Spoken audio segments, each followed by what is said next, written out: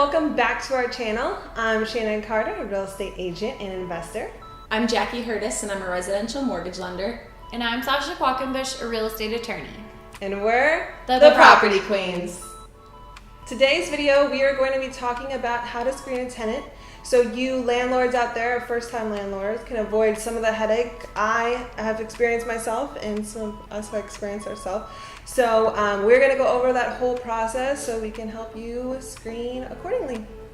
The first and most important step is getting a full, complete rental application filled out. So you want to get complete name, date of birth, social security number, current address, home, work, or mobile phone number, previous address, email address, driver's license, emergency contact information, number of occupants who plan on living in the unit, if any pets plan on living there, type of pet and number of pets, rental history, current and previous landlord information, employment information including income information, gross monthly income, statement of consent, and how they found out about your property.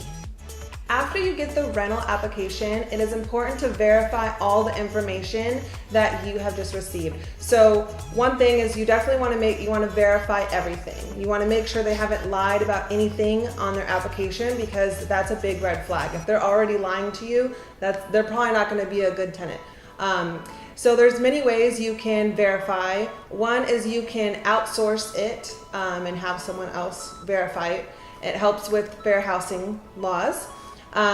Two, you can have a tenant themselves verify. You can also ask for letters of recommendation from previous landlords. You can also reach out to previous landlords, which is a good way also. What you're going to want to verify, one is going to be their employment information. There's a couple different ways you can go about doing that. One would be just getting their payment stubs. Another way is reaching out to the employer directly. Another thing you want to verify is their financial information. Usually you can do that just by having them bring their bank statements. Another thing you want to verify is their rental history. So like we talked about before, reaching out to the previous landlords or current landlord and finding out, was the property damaged upon them leaving? Were they ever late on payments? Things of that nature. Another one you want to verify is their criminal background. You want to make sure obviously you're not a criminal. So there's a couple different ways you can go about doing that.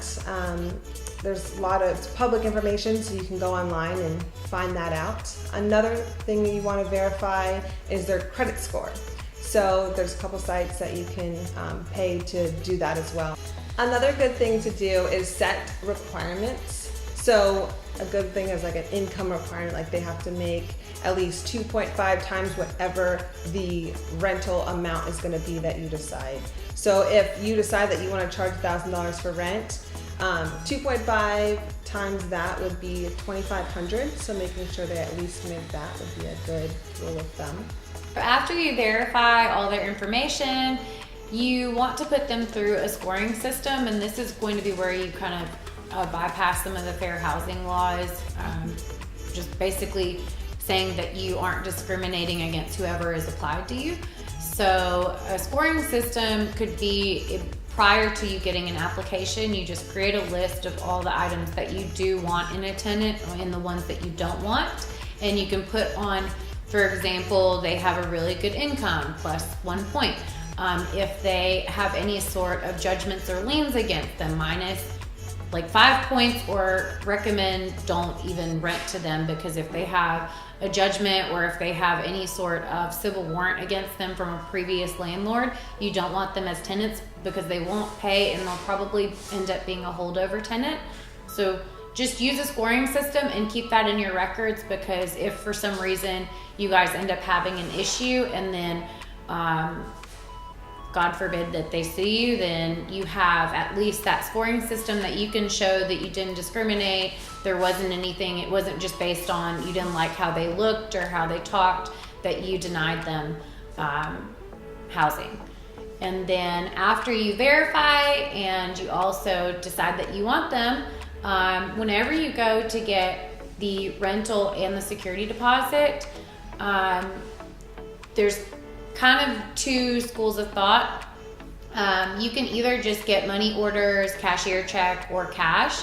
And I would suggest those situations for a renter that you aren't really sure about, that their income isn't that great, the area is not that great, you're not really sure if they're going to end up staying, and you're just kind of renting just to fill the month up and to start getting income.